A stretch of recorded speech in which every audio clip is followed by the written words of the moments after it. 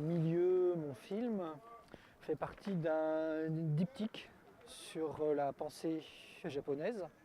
Donc le premier film de ce diptyque, c'était Espace intercalaire, que j'ai déjà présenté par le biais de votre association, qui était sur l'urbanisation au Japon, notamment à Tokyo. Le film analysait les espaces réduits. Et milieu, dans ce cas-là, moi, milieu, j'ai voulu travailler sur qu'est-ce que la nature dans la pensée japonaise. Et je suis allé sur une île qui s'appelle l'île de Yakushima. C'est l'île qui a inspiré Miyazaki pour Princesse Mononoke.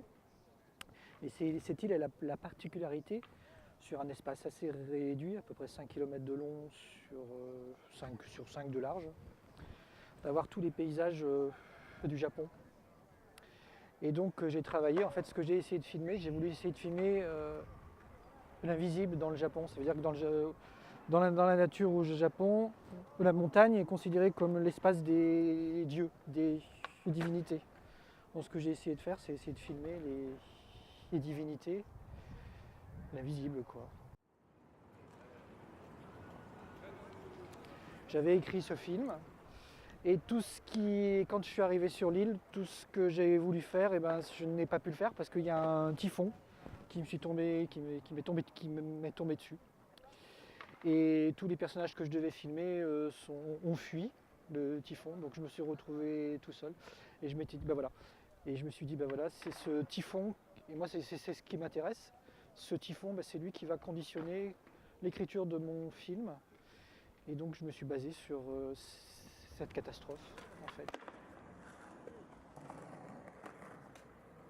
Je suis à un moment un chasseur de papillons qui va rencontrer un personnage qui habite justement un autre chasseur de papillons qui habite dans l'île. Et voilà, donc on m'avait dit voilà, on va lui rendre visite.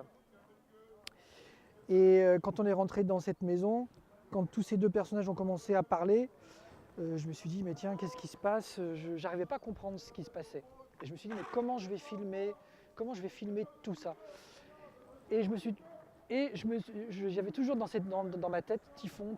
Qu'est-ce que le typhon? Comment le typhon influence le paysage? Comment il influence les hommes? Et quand je suis rentré dans cette maison, l'intérieur n'était pas très beau, mais tout de suite ce qui m'a plu, c'est quand il y avait une toute petite fenêtre au-dessus des deux personnages. Et c'est pour ça que je les ai filmés en contre-plongée. Je me suis dit, c'est pas eux que je vais filmer. C'est toujours, je vais filmer, toute cette séquence va se focaliser sur ce vent qui faisait bouger les feuilles dans cette petite lucarne. Et toute ma séquence est conditionnée justement par ce vent. Et voilà. Donc je me suis focalisé sur ces... Et la séquence, elle devient beaucoup plus forte avec cet arrière-plan en fait.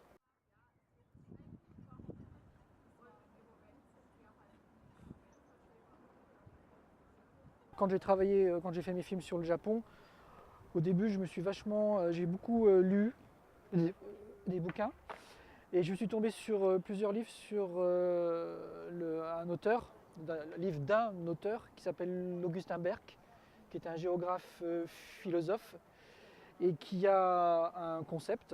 travaille sur un concept, c'est le concept de mésologie. Et la mésologie, qu'est-ce que c'est? La mésologie, c'est l'étude des milieux humains, qui est en opposition avec l'écologie. L'écologie, c'est l'étude de l'environnement. C'est-à-dire que nous, en tant qu'humains, on vit tous dans un même environnement, mais on ne vit pas dans le même milieu. Et on voit le monde toujours, du point de vue mésologique, on voit toujours le monde en tant que quelque chose. Voilà, là qu'on est sur une place, et chaque personne, chaque communauté occupe cette place, mais de façon différente. La place, c'est la même au niveau de la forme, mais c'est pas la même en tant que milieu en fait. On la vit différemment.